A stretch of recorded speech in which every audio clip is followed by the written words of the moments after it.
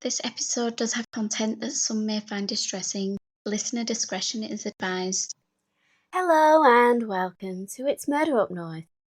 In the previous episode, I concluded the trial of John Duffy, a man given the press moniker the Railway Killer. And amidst all the numerous questions that revolved around the case, one detail concerned detectives.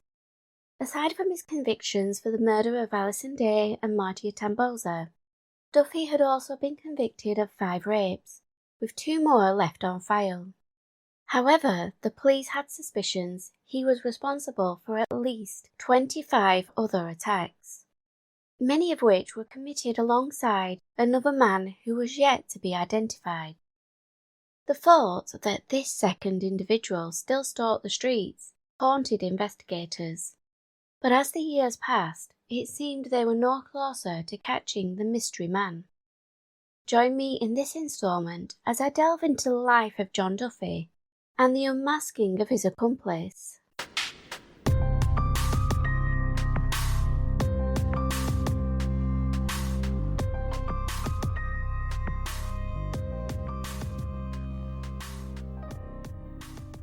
In February 1988, John Francis Duffy would start his prison term, and over the years he would be transferred from one facility to the next.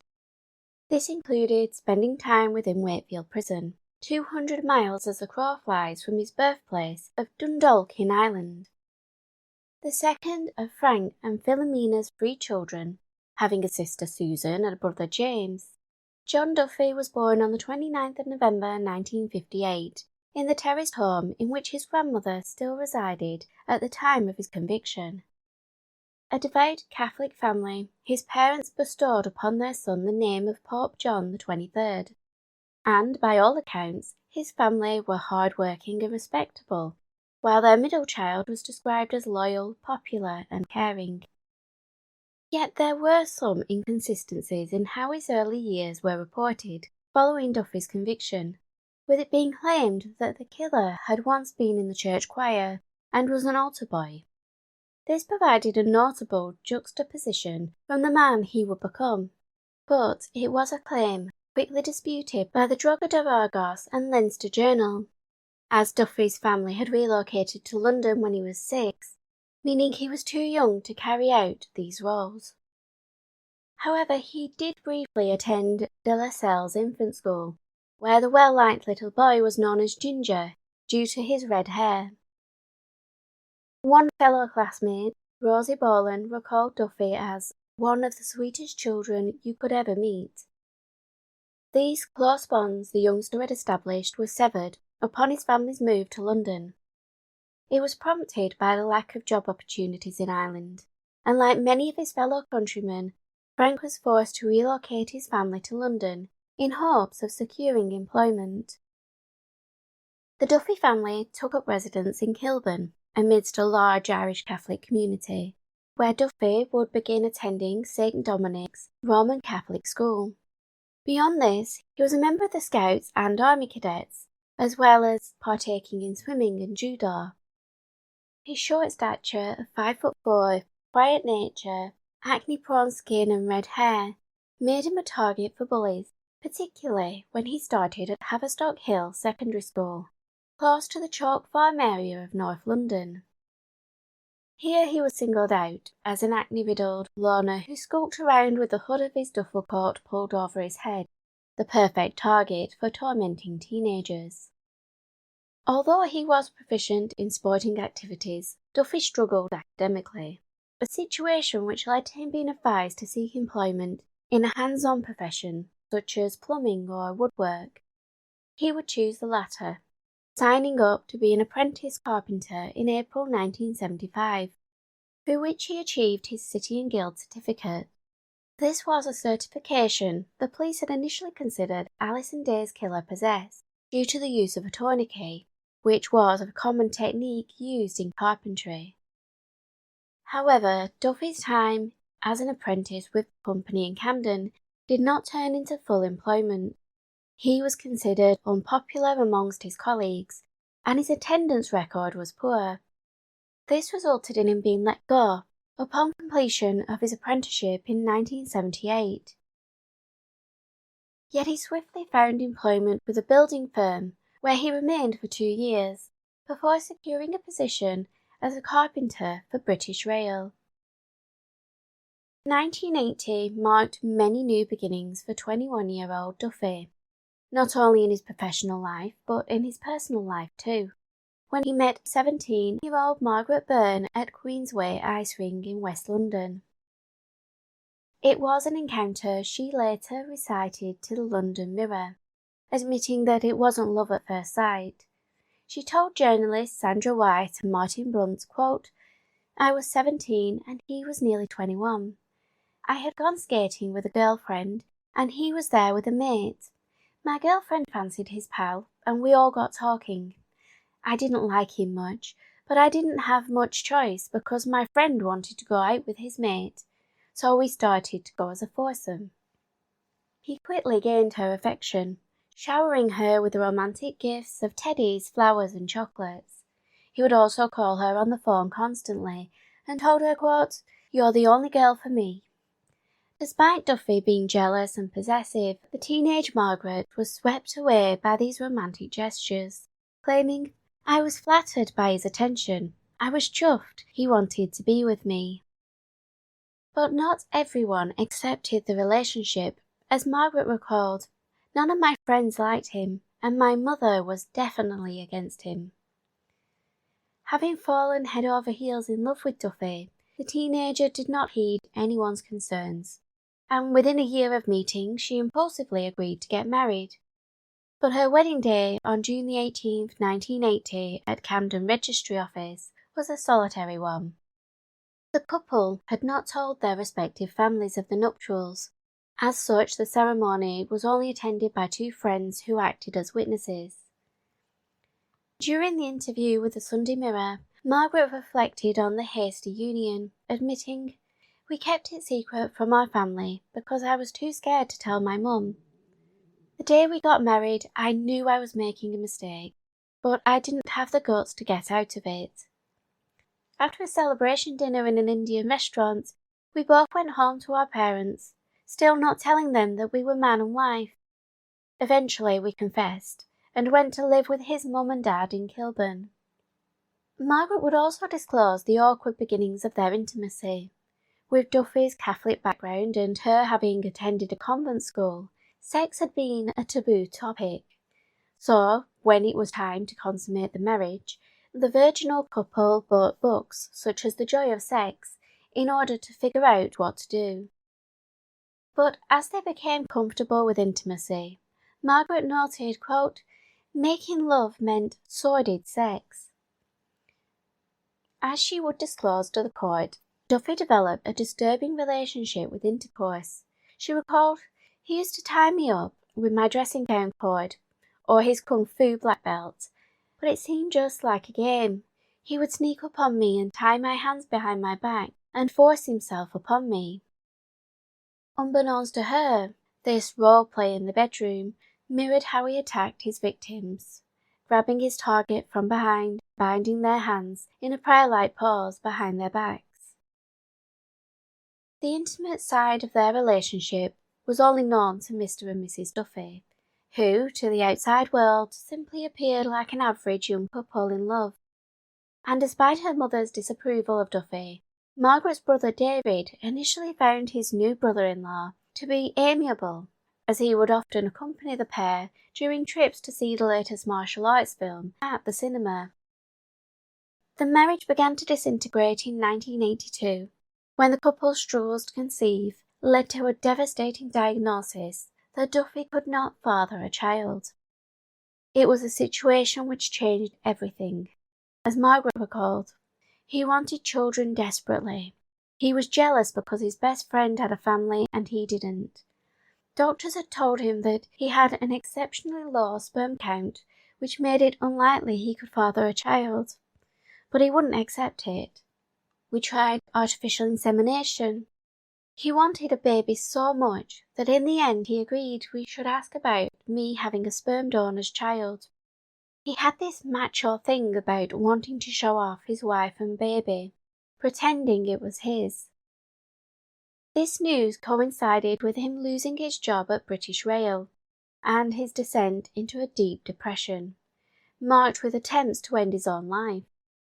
And while his wife was working 2 jobs in order to pay the bills, the unemployed redhead began to spend his dole money on the various paraphernalia, memberships to video stores and classes, all of which fueled his growing martial arts obsession. Margaret recalled husband, quote, would put on his black kung fu trousers and lounge around on the sofa watching 4 or 5 films a day, adding, often, while he was watching a film, he would go around the flat, practicing his kung fu chops and kicks, sometimes even using them on me. Looking back, Margaret came to believe that, quote, the videos made him like he was. He watched so many that he was unable to tell the difference between the screen and real life. He was only small and slim, but once he put on his kung fu outfit, he thought he could take on anybody. He used to work out with weights to make himself more macho. The change in his circumstances and fertility issues brought about a frightening transformation in the man Margaret had married. Looking back on the relationship's demise, Margaret stated, I realise now I was his first victim. He abused me 3 or 4 times a week. He couldn't have sex without being violent. We used to fight. It began with him hitting me, and he urged me to fight back. That always led to sex, and I realised the beatings were a turn-on for him. Cataloguing the abuse she suffered at his hands, Margaret recalled he once forced tranquilizers into her mouth, during which she claimed was a non-consensual suicide pact, which saw her fighting off Duffy in order to save her own life. She also remembered the butterfly knife he once threatened her with, which she would later learn was the one police believed he used to control his numerous victims. But for her, this incident came at a point when she just wanted it to be over with, and she admitted telling Duffy to stab her, stating, I'd reached the stage when I felt life wasn't worth living anymore, and I wanted him to finish me off. Instead of complying with her demands, Duffy punched her in the eye and forced her to the ground where he raped her.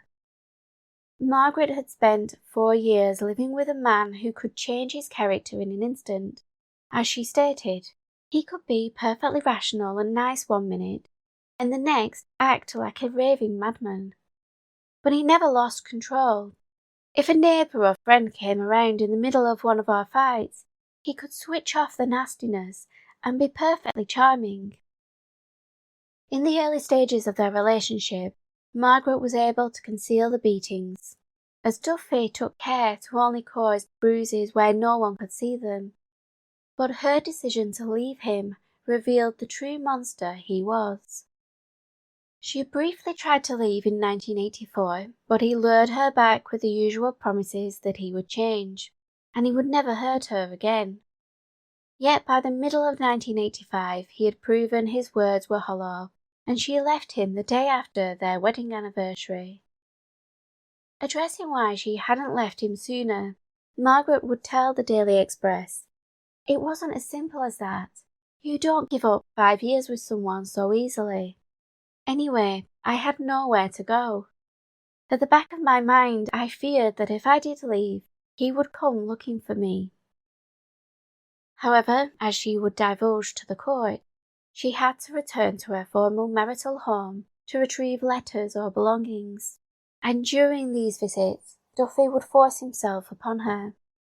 And then he exposed the true depravity of his nature, when in August 1985, having assaulted and beaten Margaret, he accompanied her back to the flat of her new boyfriend, whom he proceeded to attack. This assault led to him being classed as one of nearly 2,000 men who had committed violent sexual offences placed on Operation Heart's database. However, despite the police recommending Duffy should be held on remand pending trial for the assault on his ex-wife and her partner, bail was granted, and it would not be until July 1986 that officers working through the list of 2,000 men would arrive on Duffy's doorstep, unaware that he had been responsible for 3 murders and dozens of rapes. As the police began their investigation into Duffy, Margaret and her new partner would have a son called Christopher. Yet in November 1986, while the infant was lying in a hospital bed following a major heart operation, she was visited by the police. Leaving her bedside vigil, the fretful mother was confronted with a new horror. Recalling the officers, quote, laid out about 30 front door keys on a table and asked me if any of them were mine. I recognised only 3. The rest, the police told me, Duffy had kept from his victims as some kind of grisly souvenir. Looking at those keys, I knew then there was no going back. When the police said Duffy was the railway rapist, I knew they were right. Christopher would make a full recovery, but Margaret was now confronted with the signs she had missed or tried to ignore over the years, including Duffy's use of her vehicle, recalling, I thought it odd when he used to borrow my moped, and by the petrol consumption I could tell he had done 20 to 40 miles, but I never asked where he had been. I was too scared to ask. I didn't believe he was seeing another woman. I just had no idea what he was up to.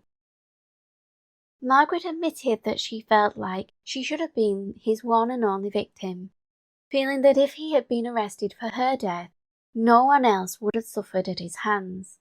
The thought of his victim, she said, weighed heavily on her conscience. As did her concerns for her ex-mother and father-in-law, recalling that as she watched the verdicts being announced on television, she thought, his poor parents, they are such nice people.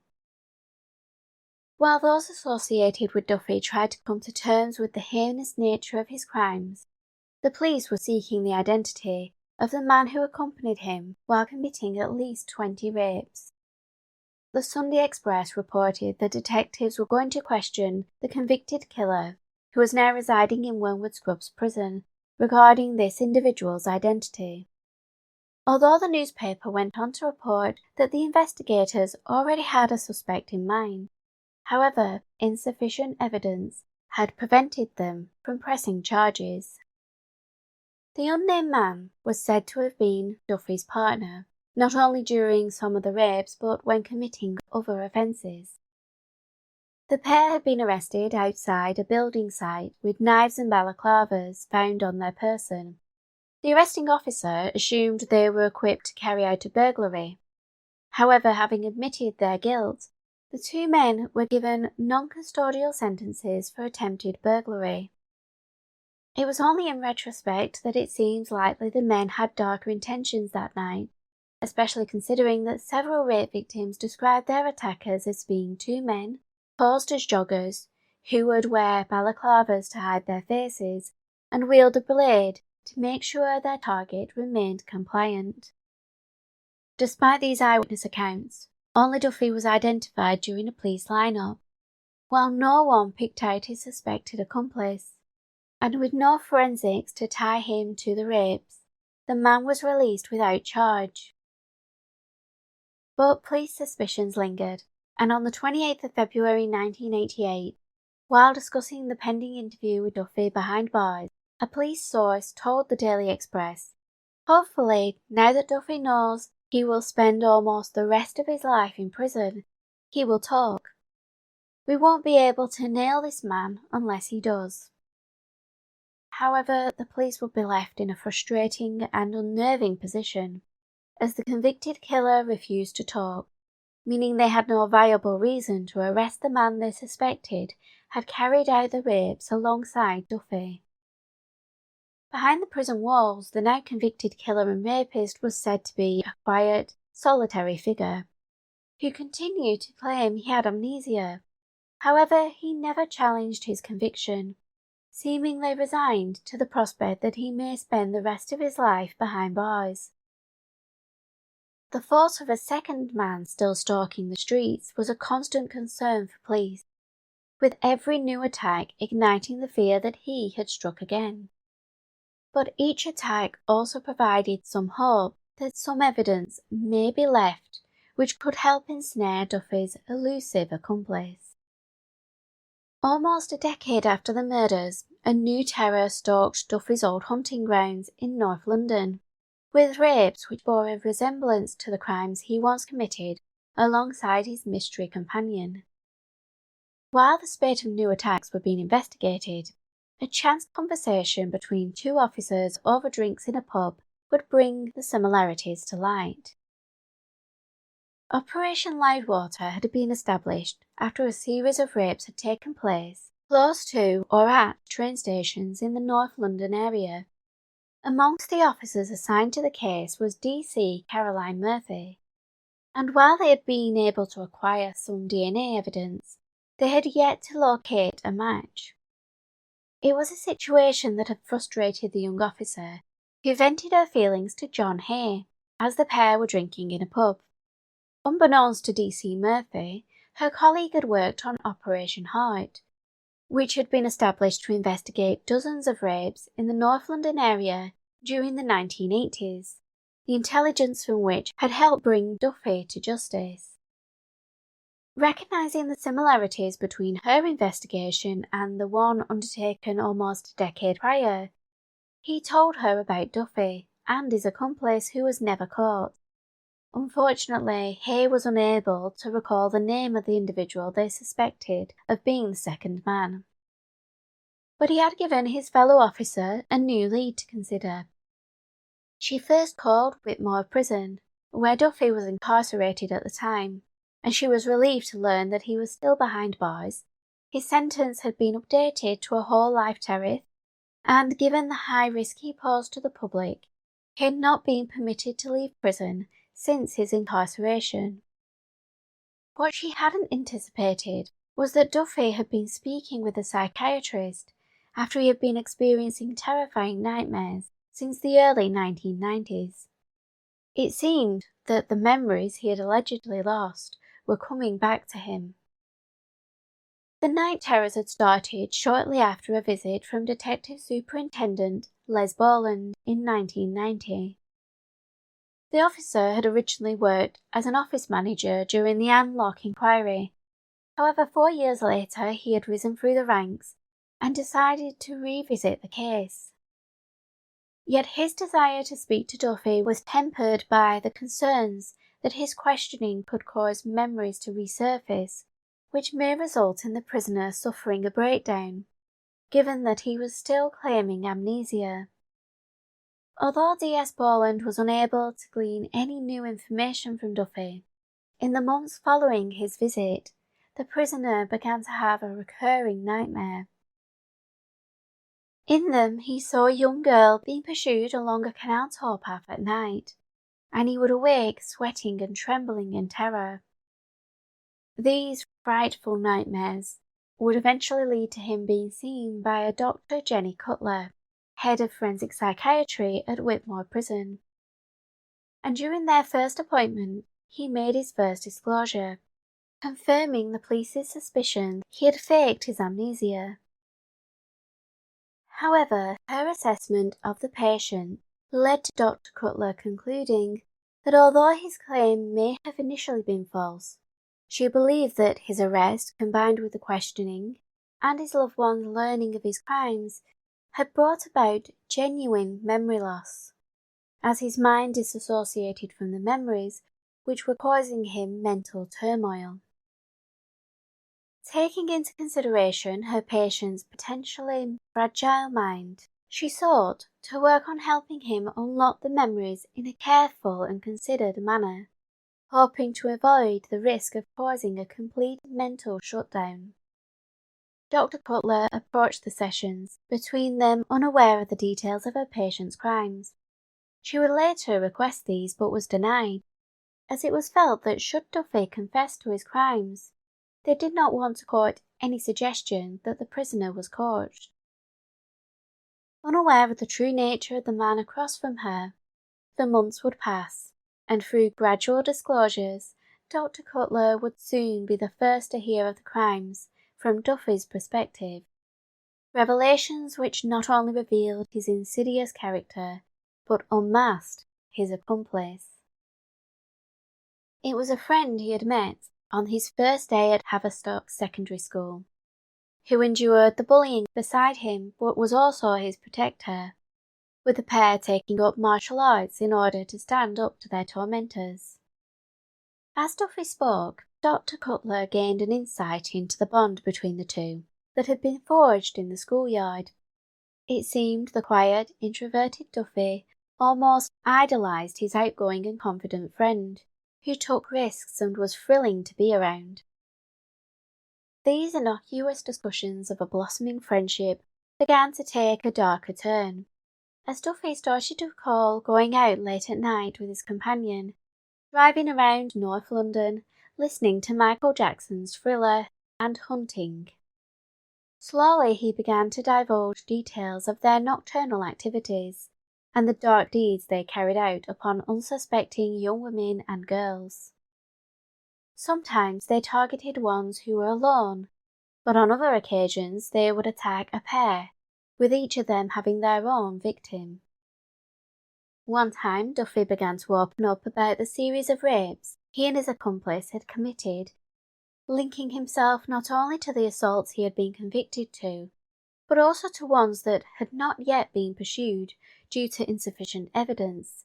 These dated back to 1982, roughly around the time he had first learned of his fertility issues. Having been told that another man had been involved in the crimes, Dr. Cutler inquired as to where this man was serving his sentence, but was shocked when Duffy informed her that he was still a free man.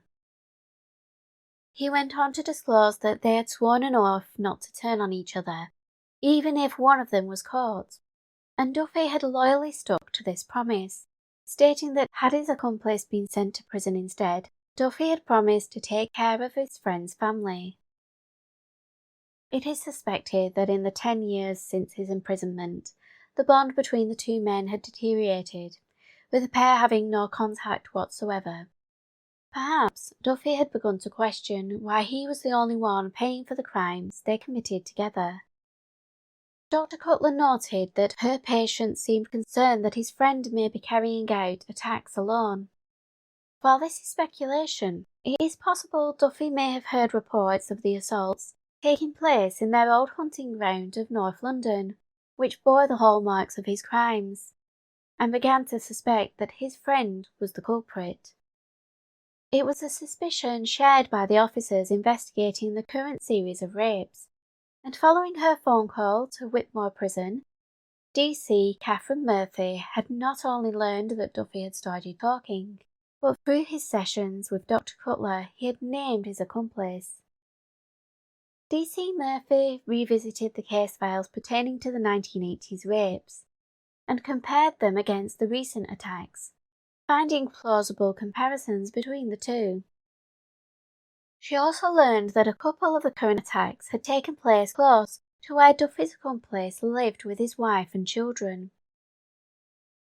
Given this proximity and the similarities, DC Murphy took her suspicions to her superiors, who concurred with her assessments, and decided to place the potential suspect under surveillance, an operation which would be maintained for several months, as the search for further evidence was underway. Officers watched the family man going about his day, doing the school run and heading to work. The only hints of anything dubious in his nature pertained to his tendency to drive recklessly. Meanwhile, items pertaining to the 1980s investigation were retrieved from the archives, in hopes that advances in DNA testing would yield clues they could not have garnered previously. Given their suspicions, the man Duffy alleged was his accomplice had been brought in for questioning regarding the latest series of rapes, during which a sample of his DNA was requested. It was a request which sparked an interesting reaction from the man, who had refused to make eye contact with DC Murphy, but when she informed him that if he declined to provide a blood sample, he could provide some strands of hair instead, he proceeded to state, "You want some hair?" in a conceited manner, before violently tugging out a clump from his head. Throughout the entire interview, he demonstrated this arrogant attitude. He treated the whole situation with contempt, and replied no comment to the questions put to him. But was this the hooded figure who had been stalking the streets of various London boroughs, including Barnet, Hampstead and Hendon? Had he been the one who, under the cover of darkness, had donned a mask and lay in wait for lone females to pass, then ambushed them, forcing them into the undergrowth at knife point, where he carried out various sexual attacks upon them? Had he been the man who had targeted a trainee nurse, a 15-year-old girl and an elderly woman, subjecting them to horrific assaults? The hair torn from the suspect's head had been sent off to the laboratory to obtain a DNA profile, yet the results proved negative. However, it wasn't long before the true culprit was identified as 37-year-old Edward Biggs, a bed salesman from Clapham, who would go on to plead guilty to 2 rapes, 1 attempted rape, and 4 indecent assaults. Biggs had been convicted of assault in 1992, yet by 1996 he was back on the streets, with his first known attack being upon a 66-year-old woman in Golders Green. Yet any question that he may have been connected to the rapes in the 1980s was quickly dismissed, because Biggs had been residing in the United States since 1982. Biggs would be sentenced in January 2000, and while detectives had worked on bringing him to justice, investigators had been revisiting the case files pertaining to the 1980s rapes. One batch of evidence was recovered from the archives, pertaining to an attack 2 men had carried out on Hampstead Heath. In this case, they had targeted 2 Danish au pairs, who were making their way home at around 2:30 on July 15, 1984. The rape had been one of over a dozen Duffy had been suspected of committing, but hadn't been convicted due to insufficient evidence. But during his session with Dr. Cutler, he had confessed his part in the attack. It was hoped that the forensic evidence would be able to find traces on the clothing worn by the au pairs that night, which could corroborate his story, but more crucially, help confirm the involvement of the man he alleged was his accomplice. As such, trousers and underwear belonging to the girls were sent to the laboratory for testing. Duffy had claimed he and his partner separated the 2 girls and assaulted them. This was corroborated by the evidence, which found traces of Duffy's DNA on 1 pair of trousers, while a separate profile was recovered from the garments worn by the second girl. This profile was compared to the DNA recovered from the hair of the man Duffy had claimed was his accomplice. The results revealed it was a 1 in 51 million match. While this was a major breakthrough and the evidence was quite strong, the decision was made to strengthen it further by re-examining the entire case file to ascertain whether they could link their new perpetrator to more offences. Operation Morford was set up to undertake this daunting investigation, and while it was feared that a great deal of exhibits pertaining to the original inquiry may have been lost due to damage or destruction, over 10,000 documents and articles had been retained, each one needing to be meticulously checked. While the suspect remained under surveillance, the team were given a deadline of 3 months, in which time evidence would be retested at the laboratory, witnesses would be revisited, amongst them were the women and girls who had been assaulted, many of whom had spent the previous decade trying to rebuild their lives. Working alongside Caroline Murphy, Detective Inspector Mike Freeman helped to conduct these sensitive interviews. And with some of them having moved abroad, it was necessary to involve authorities in those countries where they had settled to make contact and see whether the women were willing to talk. The 2 au pairs, whose clothing had helped bring new light to the case, had both moved back to Denmark. One of them had married her childhood sweetheart, in whom she had confided the details of her night of horror on Hampstead Heath, the memories of which had prevented her from feeling safe at night, especially if she was alone. Her fellow au pair had opted to keep these details to herself, not even disclosing it to her family, husband or children. She was the more reluctant of the pair, but after having a chance to consider her options, she decided to assist the police. Duffy and his accomplice had also carried out an assault on a German au pair in Brent Cross. She too had moved back to her own country, married, and tried to forget the memories of that night. The attack had caused long-lasting trauma for the woman. She had gone on to marry a police officer who was completely unaware of what had happened to her while she was working in London. Her experience had been so damaging that despite being fluent, she refused to speak English ever again. And akin to the Danish au pairs, her sense of security had been completely decimated. She would later state, "It happened in England, and it will stay there," adding, "I did not wish to have the experience here with me." She did, however, speak to Caroline and Mark in the presence of a lawyer, psychiatrist, and translator in a German police station, where she provided them with a statement, as it was deemed the experience of returning to London to testify in court would be too traumatizing for her. It was later revealed during the court proceedings that she had been just 20 years old at the time of the assault, and when offered compensation, she declined, expressing her belief it was akin to being paid off. These testimonies were invaluable in helping to build the case, but a more unlikely witness would give the police an insight into the attacks from the perspective of the perpetrator, as Duffy had decided he was ready to speak to the police. He was advised that his testimony would have no impact on his whole life sentence, nor his classification as a Category A prisoner. Despite this, Duffy was willing to make history by being one of the first prisoners of his status to give evidence against an accomplice. And in December 1998, he would attend a series of taped interviews in which he would disclose how he and his partner had meticulously planned and carried out their attacks, from trawling the streets to the means by which they ambushed, restrained, and assaulted their victims. In the span of over 55 hours, Duffy calmly confessed to committing 22 rapes, but admitted there may have been some he couldn't recall. The major aspect of his confessions came when he informed officers that the murders he had been convicted of, which had borne no signs of a second offender, were actually committed alongside his partner, with Duffy going on to admit he had aided in the murder of Anne Locke. This final confession was bittersweet for the police, with it long been suspected that Duffy had murdered the 29-year-old near Brookmans Park train station, yet he had already faced trial for her murder and was acquitted.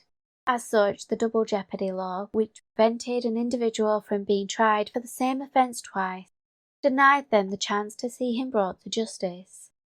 However, with Duffy indicating that he hadn't acted alone, there was still an opportunity for someone to be held accountable for the murder. A man who had been brought in for questioning during the original inquiry. He had provided police with alibis for key dates. There was no evidence to link him to the crimes, and witnesses had been unable to pick him out during an identity parade, resulting in him being released without charge. By 1998, his incarcerated partner in crime was breaking the pact between them. DNA evidence supported these confessions, and slowly the case was being strengthened. The retesting of exhibits recovered vital clues such as fingerprints, and the alibis provided in 1986 were slowly picked apart, with logs showing he was either absent or had taken extended breaks from work at relevant dates and times. By February 1999, a substantial case had been built, and the decision was made to arrest the man who had evaded capture for over 10 years.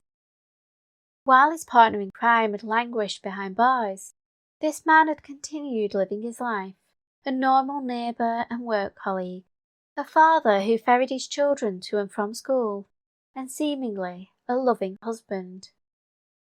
But beneath the veneer of normalcy and respectability was a cold, callous killer, who, when arrested on the 3rd of February 1999 at his home in Chalk Farm, told officers they were inconveniencing him as he was due to start work soon. He then proceeded to ask if he could call his wife to let her know what time to collect him from the police station, little realising that, unlike in his previous arrests, this one would be his last. Join me next time as I delve into the life, interviews and trial of David Mulcahy, whose terrible deeds would be laid out before the court by John Duffy, revealing what truly happened during the 3 murders and multiple rapes. So in the meantime, keep an eye on those shadows.